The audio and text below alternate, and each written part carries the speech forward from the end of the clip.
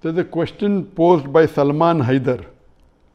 Just came on the Facebook. Sir, is life insurance halal? A similar question is asked on the WhatsApp message by Muhammad Tariq from Pakistan.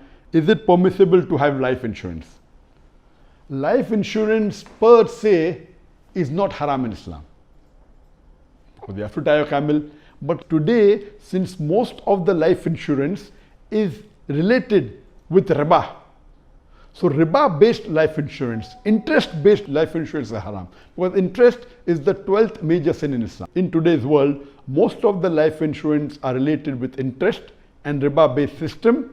So any life insurance or any insurance, whether it be car insurance, any insurance which is linked with riba or linked with interest, it is haram. What do? They take your money, they take the money from thousands of people, from tens of thousands of people, they pull it together and they take your premium, they put it in a bank or they put it in a money-based instrument where you get fixed money on fixed period of time.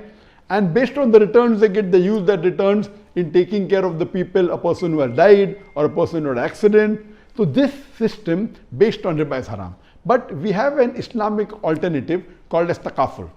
In the takaful system, in the Islamic life insurance, what they do, the money you give, they invest in a halal investment. It is not riba based, it is halal as per the Islamic Sharia, and the returns they get from this halal based investment, they utilize for taking care of a person had accident or a person died.